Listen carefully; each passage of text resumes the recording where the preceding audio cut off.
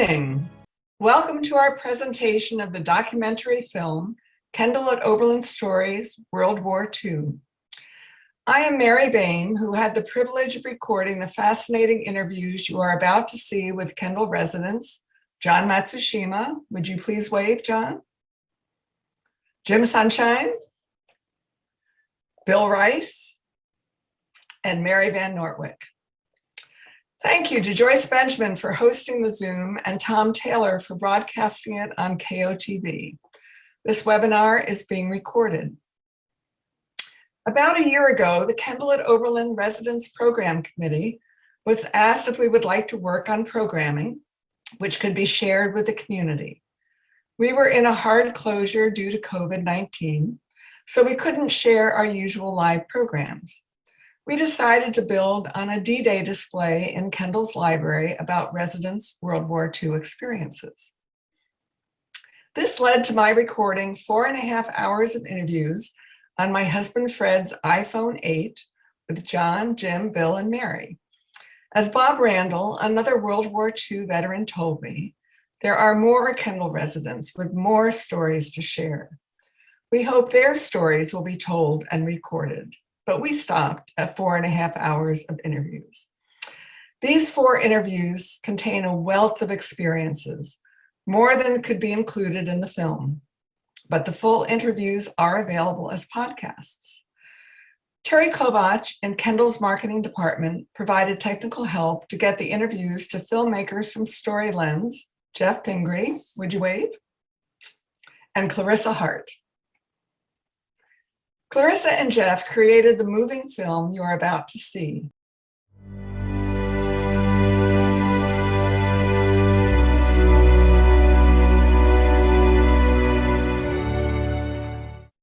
Thank you, John, Jim, Bill, Mary, Jeff, and Clarissa for making this wonderful film.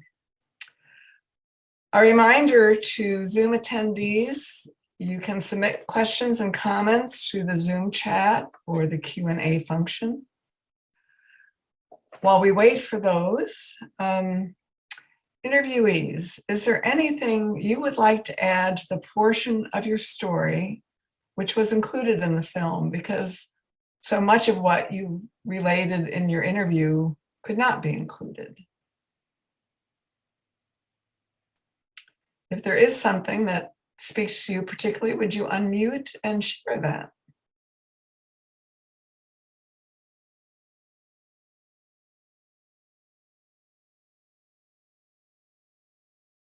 Barry, would you unmute, please? Sure. One of the things I think perhaps I could clarify a little bit is the nature of the camp in Ellwangen that I talked about most, because that's the one I remember the best. It was one of several Nazi army camps during the war that were converted into displaced persons camps after the war. Ellwangen itself was converted in 1946, and it was open until 1951.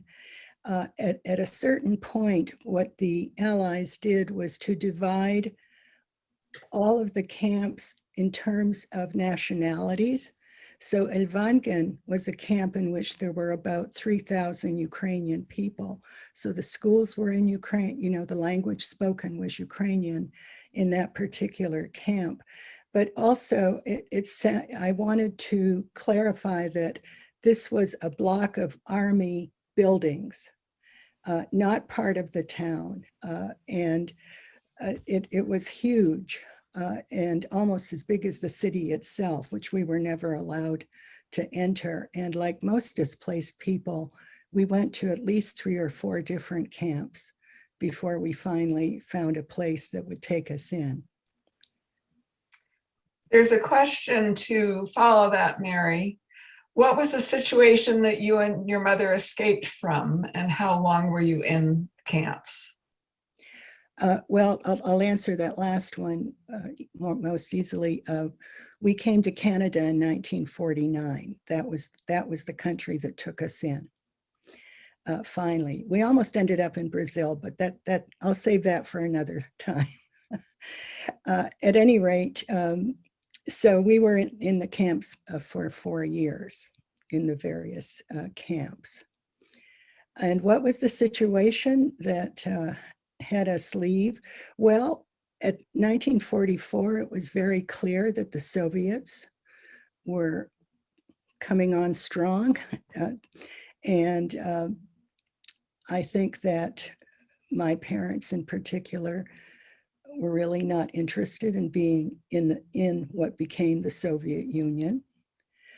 Also, I was 6 months old. My father really, I believe, was concerned that as the Soviet army moved in, it would be a dangerous place.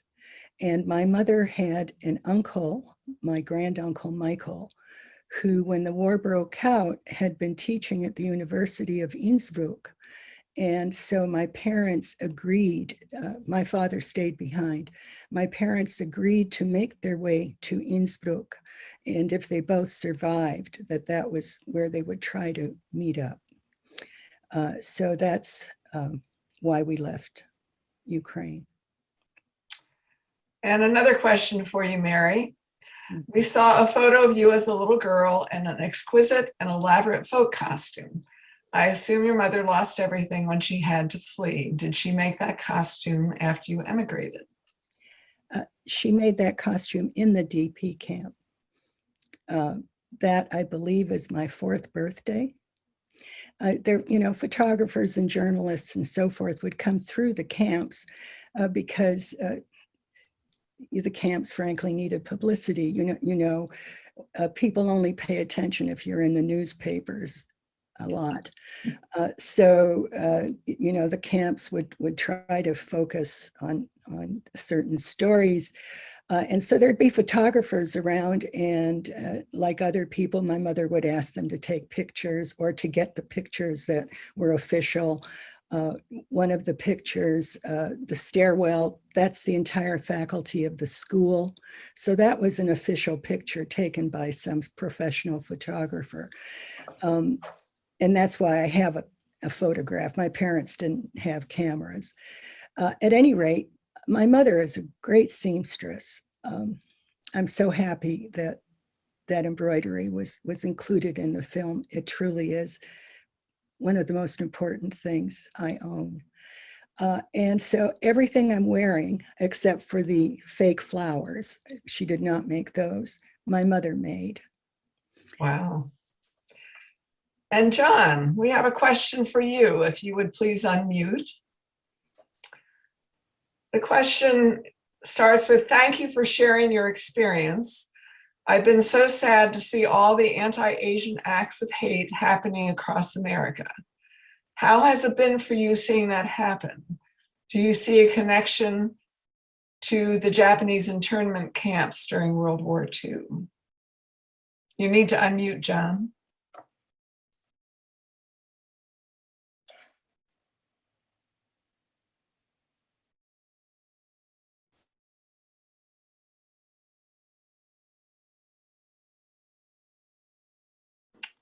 There you go. Yeah, the parallels are very clear. Can you hear me okay?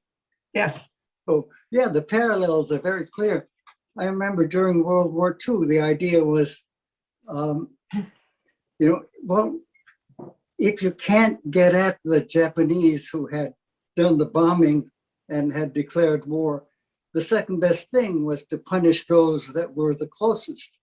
And we were the closest, and we were here on the mainland and at hand. And it really doesn't make any sense, but much of it is a kind of scapegoating, a displacement, really. You can't get at the enemy, so let's look at the closest thing that looks like the enemy. And I think it's the same thing with the COVID-19 cases, where people are very angry, at the Asians, at the Chinese in Wuhan, China, where the virus is supposed to have originated. But they can't go over there to beat the heck out of them. So the nearest Asian-looking person is handy, so let's get them. It's much the same phenomenon as the person at work who can't talk back to his boss, so he goes home and he kicks the dog, or he fights with his spouse. It's a common mechanism, and I think it's there throughout history.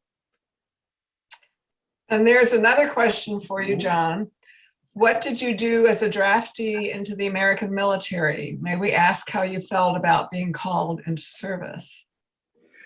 Oh, I think at that age I was pleased.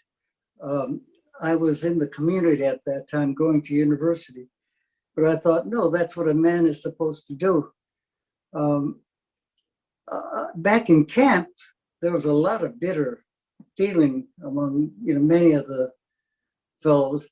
The idea that how could they ask us to volunteer or to be drafted, when they've placed us in concentration camps.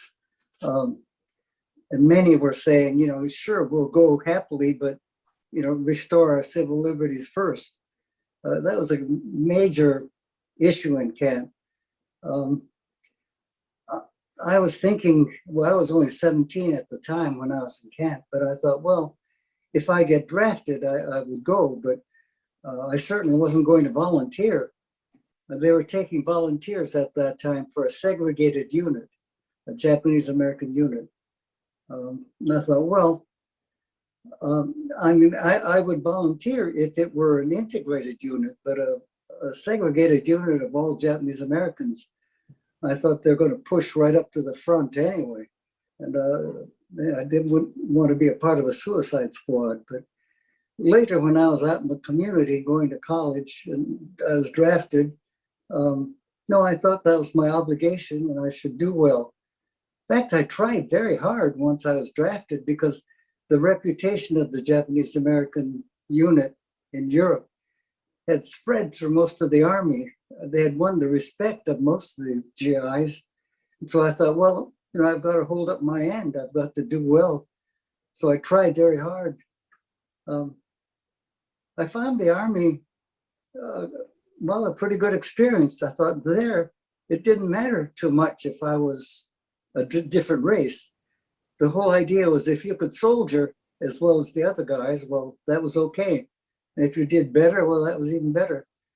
I thought it was good to be able to be rated on that basis, not on the basis of what I looked like. Thank you. Jim, if you would unmute, there are several questions for you. One was, what was it like doing medicine and surgery after just one semester at a liberal arts college? Was that usual among personnel in the field hospitals? And what sort of training did you have? Did you choose that or were you just assigned? No, I was just assigned. The Army doesn't offer much in the way of choice. Let's see. The enlisted technicians in the Army are usually trained in camps for a matter of a week, 3 months anyhow. And however, I was not one of them. I went to a camp up near Rockford, Illinois, Camp Grant, and joined the 42nd Field Hospital without any particular technical skills. When we got to England, they suddenly decided that the field hospitals were going to go in the invasion by boat instead of by glider, and they expected to have enough casualties so that they needed more technicians. They took me and a great number of other people, and sent them to a town in England for 10 days of surgical training. Now, this was on top of the normal surgical training that we had had. A surgical technician in World War II was under the thumb of an operating surgeon, and he does what the surgeon needs doing. And some of them are scrub technicians and scrub right along with the surgeons, and others are circulating technicians and work in the operating tent to do whatever it is surgeons require as they proceed to do operating on casualties. Does that answer the question? Oh, did you hear that, Mary? Yes, I think that does answer the question. Thank you, Jim. And then there's a follow-up about your British tennis partner. The questioner is delighted by your story and what a sweet moment during what must have been a dark and scary time. Did you ever hear from or see Joan again? Yes. In 1949, after I got, 1950, 49 or 50, after I graduated from Oberlin and gotten married, we went bicycling for a summer in Europe and ended up back in Bromyard. And the local doctor threw a lunch for me and my wife and invited Joan and her husband to come down from Birmingham. And we had a good lunch in the Falcon Hotel, which was right next to where I'd been billeted in 1944. And that was the first time. And we've kept up a correspondence ever since. And she is now dead, but we, as I say, kept in touch. That's lovely. And Bill, there's a question for you, if you would unmute. Okay. Linda, could you maybe help Bill unmute?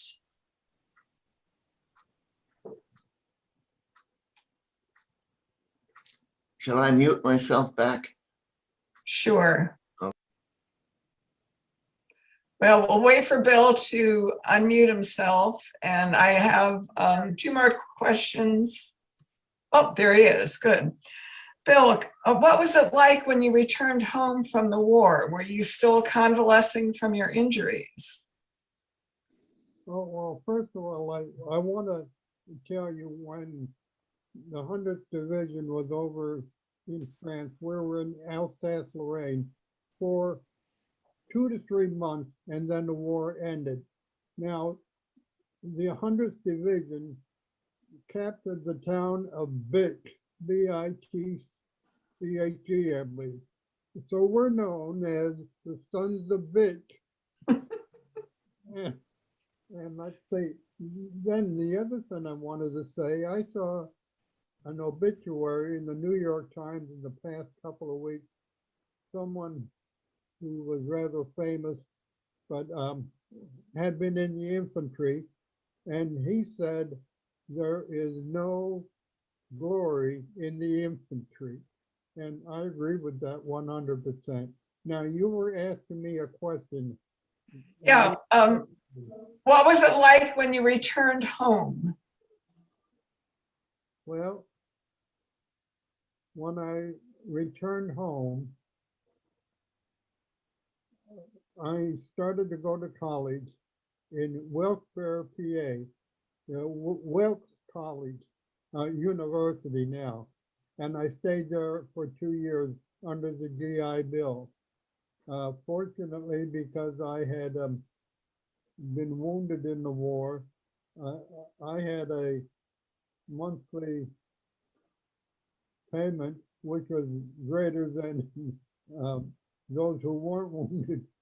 So that helped a lot, you know. It was something on like $100 a month. And back then that was big, big money. And then after being at Wilkes College for 2 years, I transferred to Penn State and ended up with a master's degree in the School of ceramic or School of Mineral Industries. Thank you. That is another question actually to all of the interviewees. How did you rebuild your lives after your life-changing and traumatic experiences during the war? Was there a moment or experience that helped you move on? Now, I know Jim said he just came back and picked up at Oberlin, but if you unmute yourself, Jim, is there anything else you would like to add about how you re-entered life? Well, like a lot of other GIs, our one thought was to get back to the States, get a drink, get some decent food, get married, make a few babies, and get the hell on with our lives. And that was it. And most people did. I mean, there were some who did not, but that was the case for most of the 16 million people. It would be interesting sometime to do a piece like this on the home front during the war, because I don't think there are many people now alive who were consciously alive in the days before the at home, before all of the fighting began, and the country was far different then than it is now. And by that I mean that almost every house on the block had a star in the window, and some of them had gold stars. And there were victory gardens in every vacant lot. There were kids going door to door picking up aluminum to be made into aircraft. And everybody did this. And it was a totally different country, and it's in some ways the war made us a better people. About all I can say about that. John, there are two questions for you. One is, some of the Japanese had neighbors who held their possessions for them. Did this happen in your experience with your family and friends? And were you in the 442nd Regiment? As far as possessions are concerned, no, that was a mixed thing. There were some churches, I remember, on the coast where many of the people who had been evacuated had stored their belongings.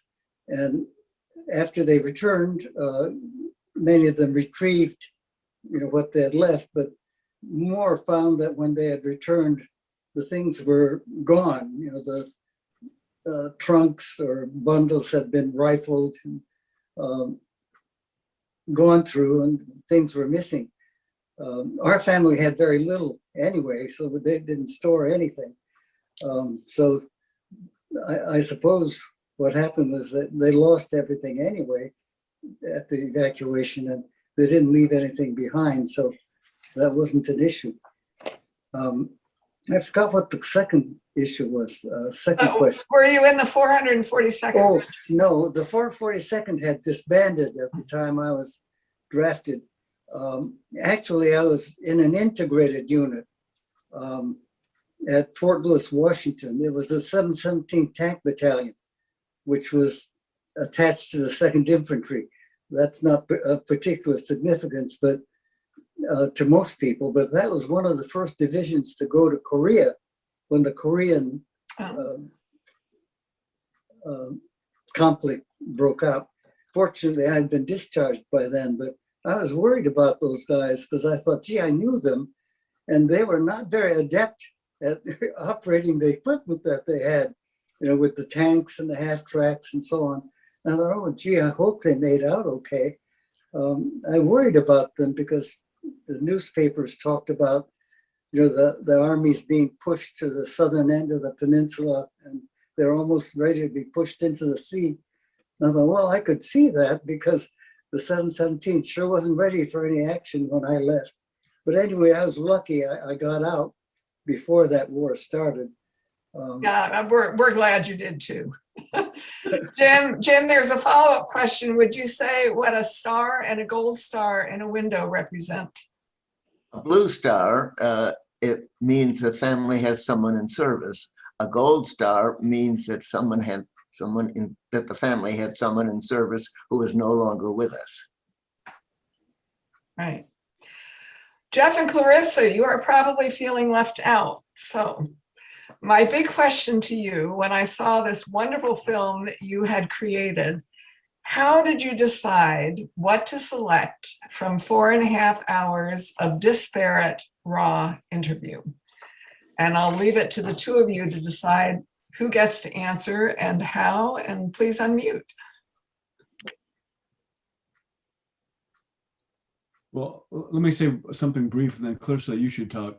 Clarissa and I work for this group called Storylens, which made the film, and Clarissa did most of the fine editing. We both looked at the footage, and she made transcripts, and we kind of thought a lot about how we would organize it. I guess I would say, for me, I mean, you all are really interesting people, and your experience is really interesting. But what was striking was that you all had a really different relationship with the war. And so I think one thing that I remember talking about was trying to find things that really distinguished your experience with the war, so that if a person watching would understand how sort of multifaceted this was as an experience, and how it had deep impact on people's lives in very different ways. A lot of them negative, but not all negative. And I don't know, Clarissa, what would you say? You went through a lot of different structures to integrate everyone's stories. We kind of tried at least 3 or 4 different things before we settled on the format that we did. It ultimately came down to, like Jeff said, kind of what experiences made each person's overall experience unique, like what little moments. But we also were trying to kind of build a full story of, as best as we could, kind of all the different sides of an experience like the war. So living through it on the battlefield, living, you know, how your life is affected after that, how your life is affected going into it, all of that stuff. And I was thinking as we rewatched it, that there were a lot of absolutely wonderful small moments that couldn't make it in, simply because they would have opened too many questions, and they would have left the audience with even more things to wonder about. So it was ultimately, what were like the smallest stories we could tell from start to finish without overwhelming the viewer, but still giving space for each story to breathe. I mean, I should add, our hope in making this the way we did, it's not, as you notice, it's not a terribly long film. It's not too short either, but our hope was that it would allow someone to watch it and really engage with a lot of different parts of the experience for these different people in the film, but also it would make them interested in wanting to learn more, which is, I think, how this has been set up, so that if you want to follow each individual stories and learn more, there's a lot of material there, and it's all really interesting. Yes, the full interviews will be available at Kendal's website as podcasts. And I urge you, they are fascinating. As Clarissa said, there are so many wonderful stories that are not in the film that I think you will find as interesting as they are. The question is, where can we find the podcast?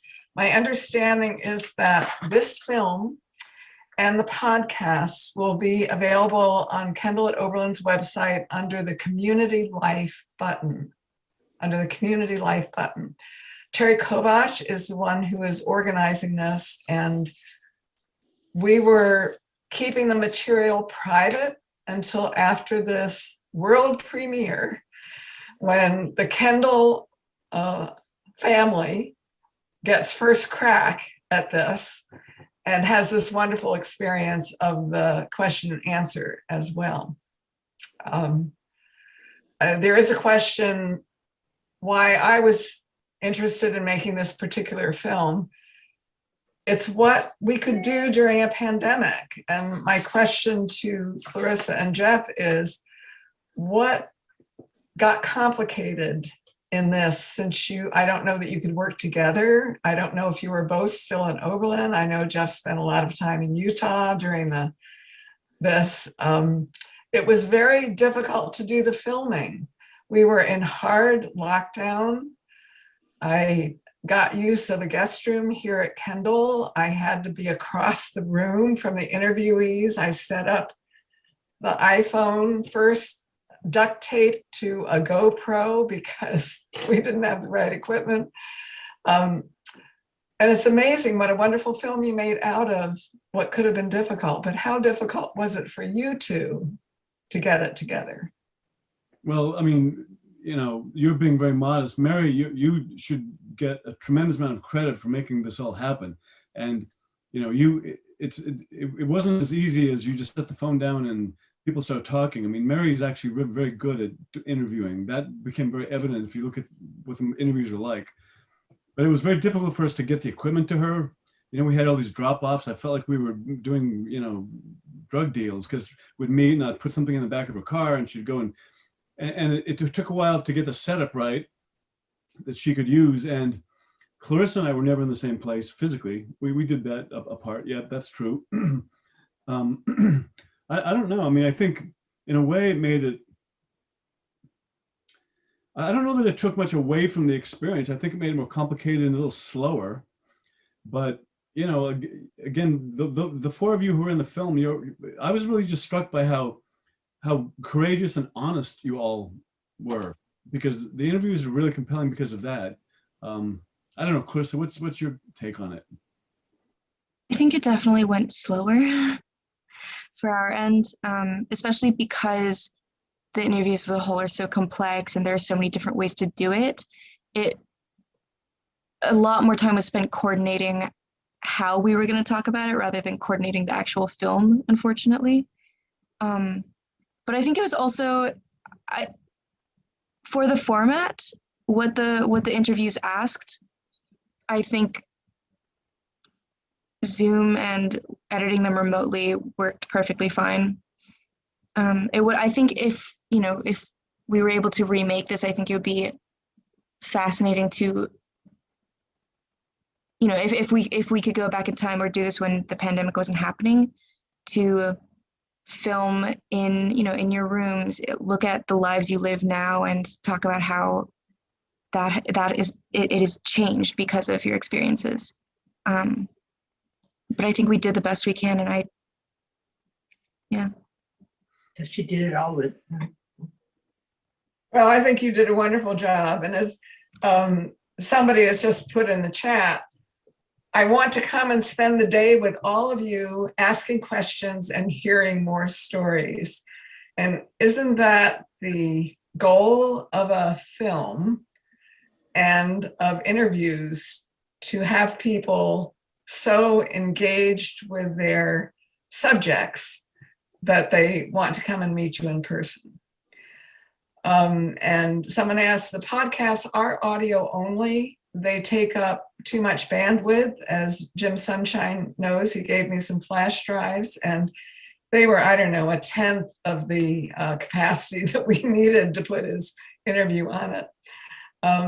But the interview of a talking head with a couple of pictures in the background is still wonderful in audio only. I think you'll be happy with that. I do not see any more questions in the chat or in the Q&A. There were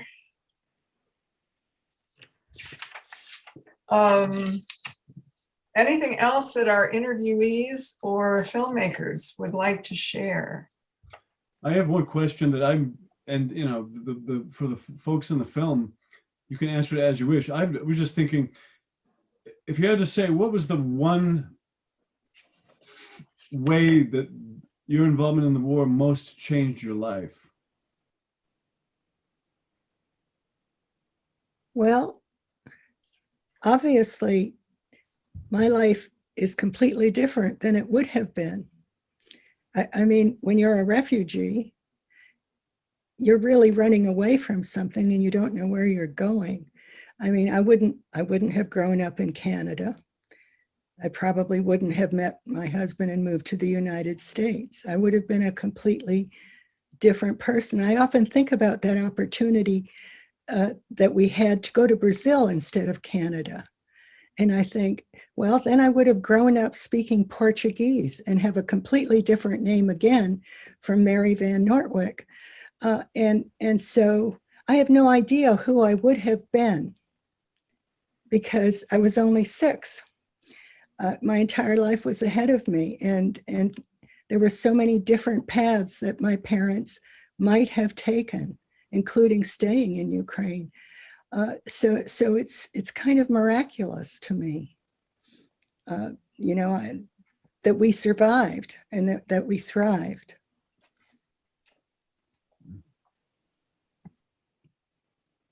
Jim, is there anything you would like to say? You will need to unmute. You're unmuted. I think I'm unmuted. Oh, yeah, John, you are. And then John, how about you first and then Jim? Okay. Oh, no. Well, I think a major awakening for me was that I long knew, even as a child, that we were second-class citizens, that we were here in this country at the sufferance of the white majority. But the disillusioning and most discouraging factor was when President Roosevelt ordered the evacuation of all the people of Japanese ancestry into the camps, the concentration camps, with barbed wire, with soldiers guarding us. I remember there was so much in the way of trying to get back or trying to punish, I guess, those of us of Japanese ancestry, particularly after Pearl Harbor. But I thought the president was, I suppose, the ultimate authority as I saw it. And I thought, boy, if he orders us to go into these camps, gee, all is lost. I remember some people in the community, newspapermen, were saying, well, it's for your own protection because there are so many people enraged at the Japanese because of the attack on Pearl Harbor, that it's for the protection of you people that you're going to the camps. I thought, well, wait, there's something wrong with that.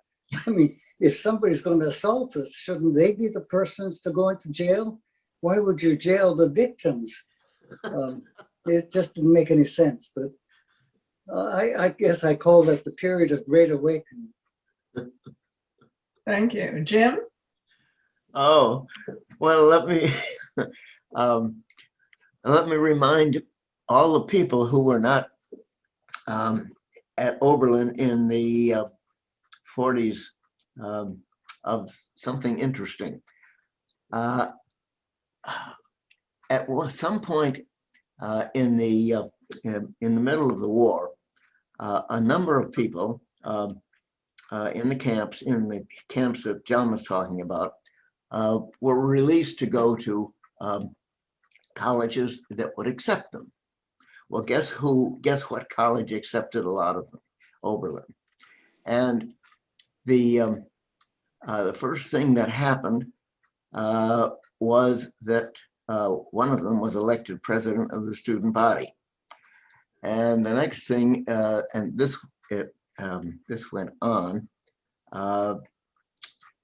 as far as I ever was aware, there was never anything of the sort of situation that John was talking about. Of course, Oberlin is Oberlin, but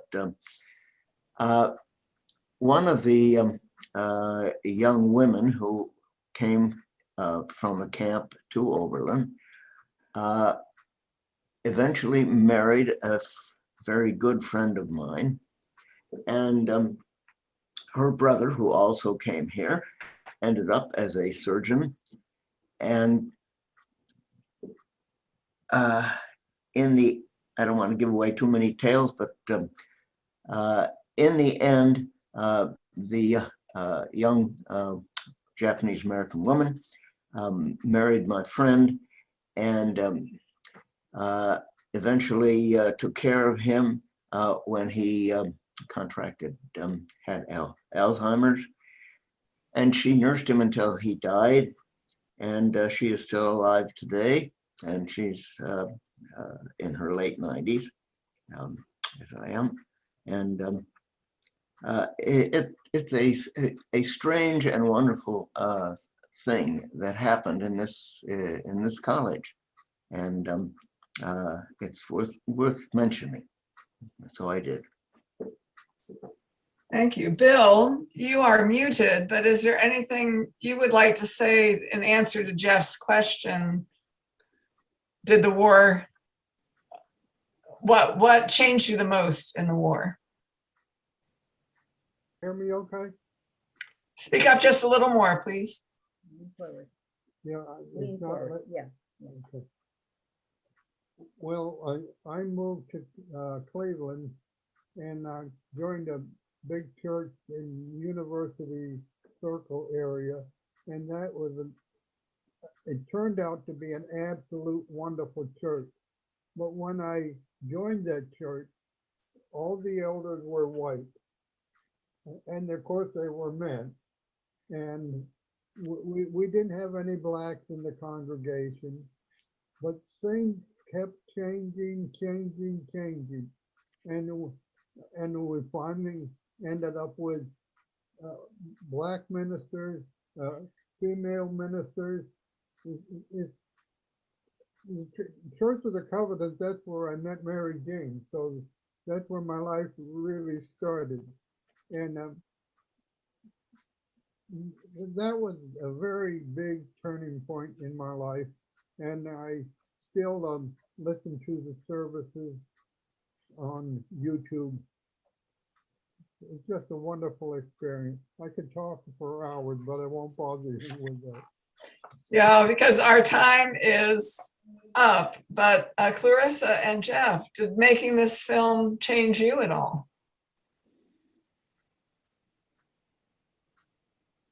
Well, I have to say, it's we make a lot of films, and this is one that I really like watching. There's something about it that's really wonderful. I guess maybe it's just because, again, I think I'm struck by how honest and thoughtful you all are in remembering your experience. So I don't know, I guess it just, I certainly know a fair amount about World War II.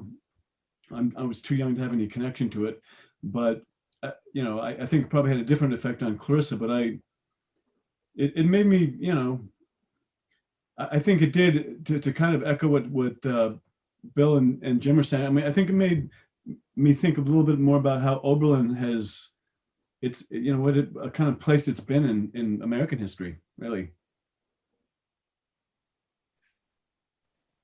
Yeah, I definitely, for myself, it has, I have always been very familiar with the Asian American, with the Asian American like reaction and the effects that the war has had, because I grew up in Hawaii. It's where it all started. We talk about it every year, but I think because of that, as an unexpected side effect, I never ever heard about any of the other experiences. I had no idea, absolutely none, that there were refugee camps that lasted for years and years after the technical end of the war. No one in Hawaii, no one who talks about it ever talks about being in the war, whether it's a medic or as a soldier. So it was fascinating to me to hear about some of the reasons and the expectations that went into and came out of everyone else's experiences about it. Well, I know I felt honored to hear your stories. Thank you for sharing them with first me, then the filmmakers, and now our Kendal audience, and soon a wider audience. I know the Oberlin Heritage Center is interested in continuing this. I know there are other Oberlin, Kendal at Oberlin residents who have World War II experiences, home front as well as war. I'm hoping someone will take this project and continue it. I doubt that we'll ever get another film made from it. Jeff and Clarissa were particularly gracious in spending their time and talent in creating this. Reminder, the film and podcast of the full interviews will be available on Kendal at Oberlin's website, I think under the Community Life button. I thank everyone for sharing Kendal at Oberlin stories, World War II, and I wish you a good evening. Good night. Thank you.